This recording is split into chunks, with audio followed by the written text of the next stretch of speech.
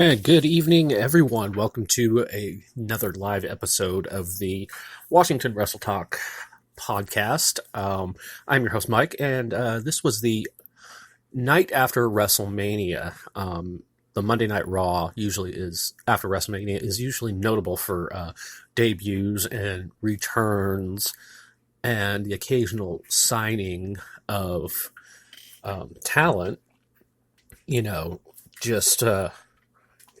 It's one of those crazy nights. The crowd boos who they're supposed to cheer and cheer who they're supposed to boo.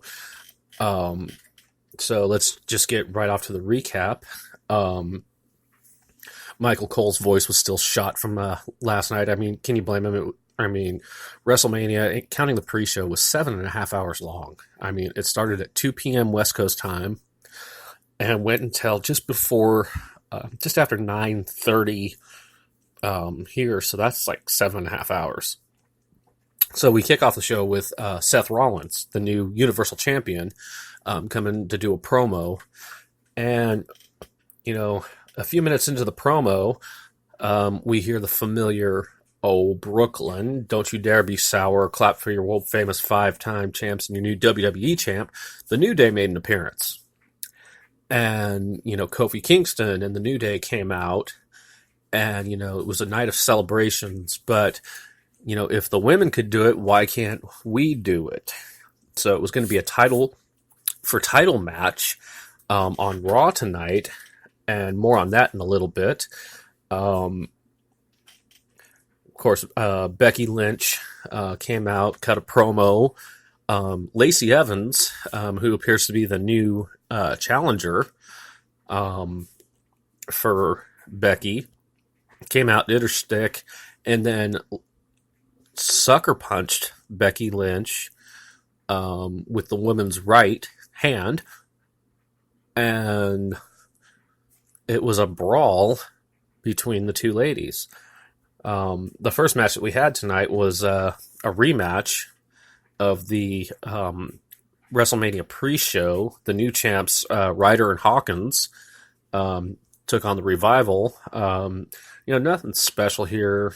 Your basic tag team match. Revival looked really good. I think they'd be a better fit for SmackDown.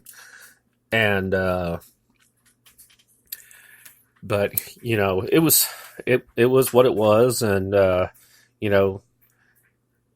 end came when Hawkins tagged Ryder. Ryder got hit with the Shatter Machine, and Hawkins rolls up Scott Dawson for the win.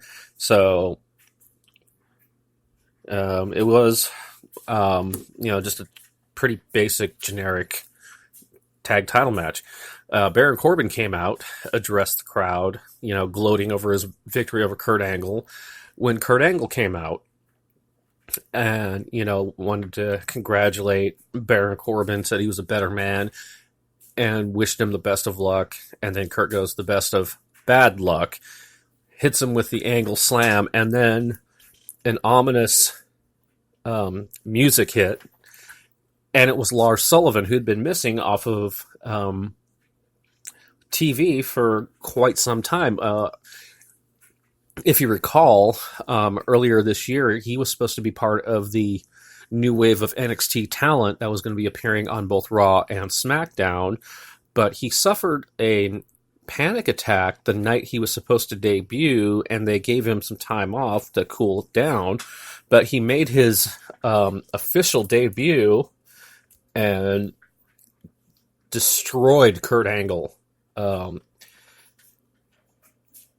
Gave him his finisher, and then he went to the top rope and hit a diving headbutt.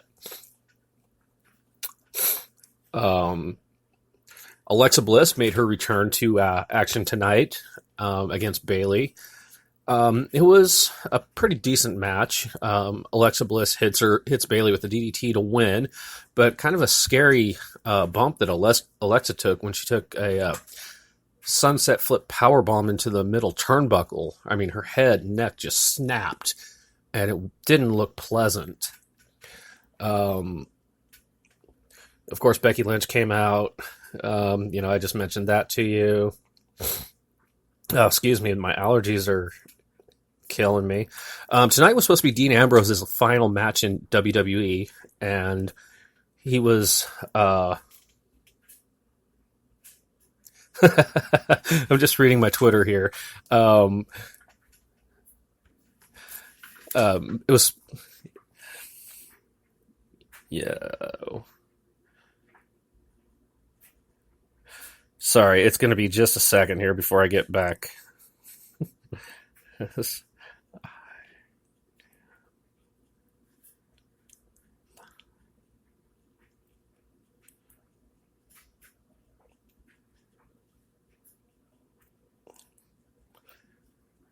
My Twitter has been blowing up because I posted a picture of me wearing a Deadpool costume.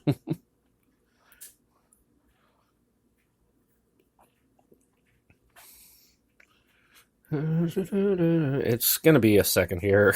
I'm just responding to something. Oops, I can't even spell tonight. God, it's been a wild weekend. You had the NXT, you had the Hall of Fame,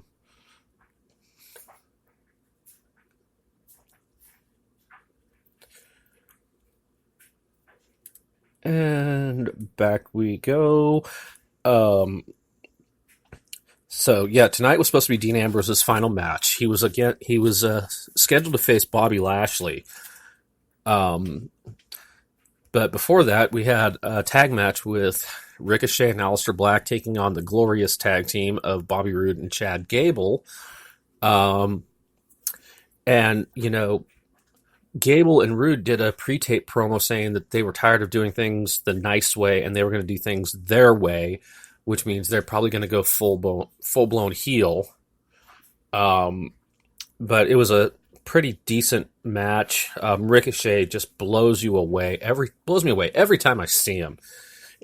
It's like he comes up with something new every time he's on television. And Aleister Black, I mean, speaks for himself. He's heavily tattooed. His father was into the occult, which rubbed off on Alistair. But he's also married to Zelina Vega, which is big ups for him.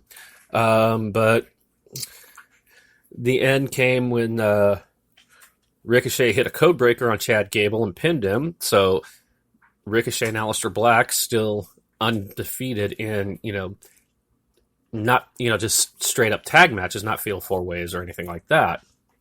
After the match, Bobby Roode attacked Ricochet from behind and then pulled Gable out of the ring.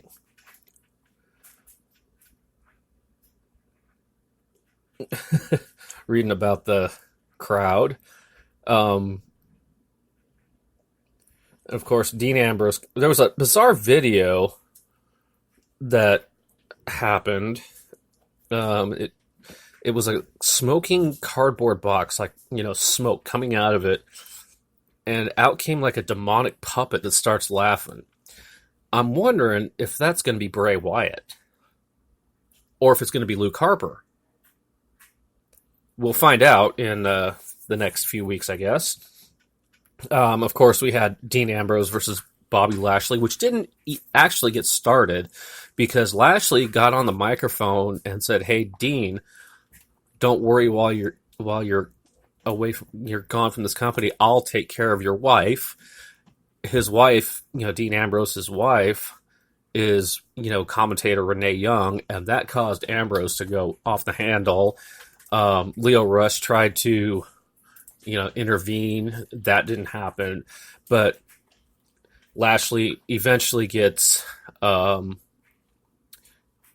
hits Ambrose with a spine buster through the table. Renee Young goes to check on her husband, and a "Thank you, Ambrose" chant popped up.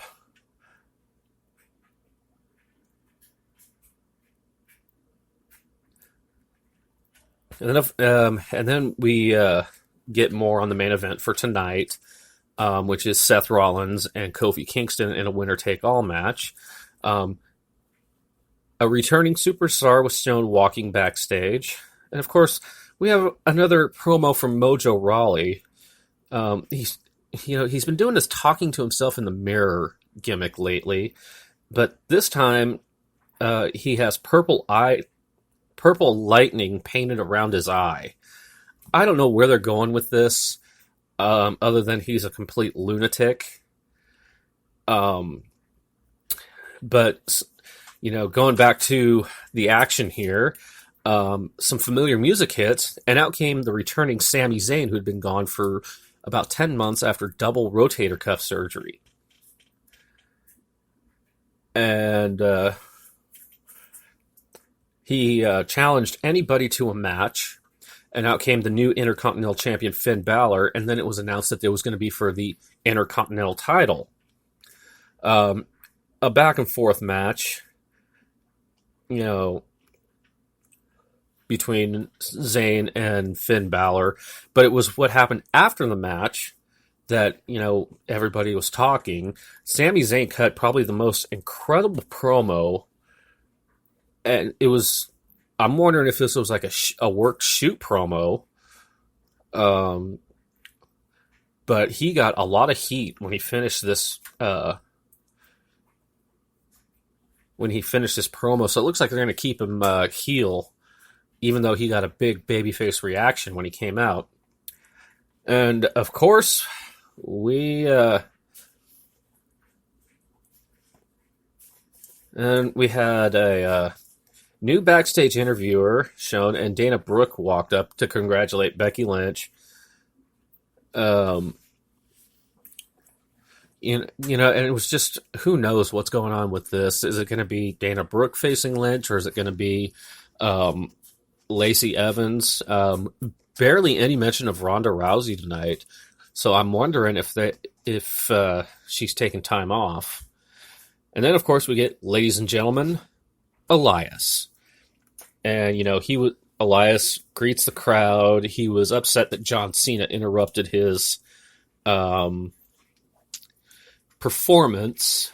Called him a selfish, insecure, fake, humble piece of garbage, riding Elias's coattails. And then the crowd started singing, "Oh, walk with Elias," like Seven Nation Army, like I mentioned last night. And so Elias says, well, if John Cena can rap, I can rap too, and I don't even need my guitar. So Elias rapped that he was sick of John Cena. He's sitting up here holding up 3 fingers. The middle one is for Cena. Every superstar wants to make their name on Elias, but the next one to interrupt him is a dead man. And then the gong hit. The bell tolls. And the crowd went absolutely nuclear. Because it was him. The one, the only, the Undertaker.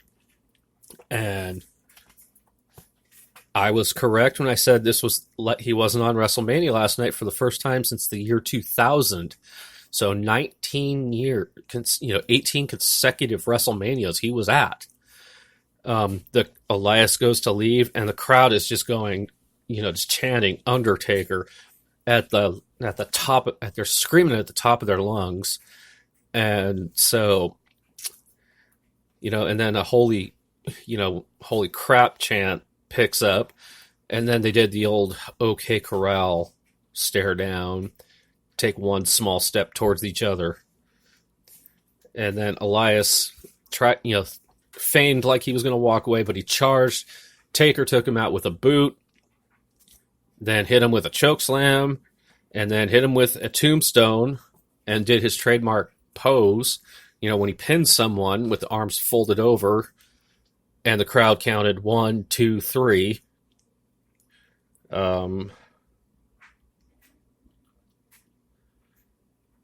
And then a Superstar Shakeup takes place next week.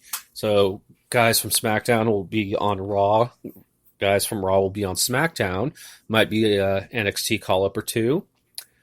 We have the winner-take-all match between WWE Champion Kofi Kingston and Universal Champ Seth Rollins. And it was going back and forth pretty much. It was a pretty decent match. And then Sheamus and Cesaro ran in and caused a disqualification by attacking Kofi. Rollins runs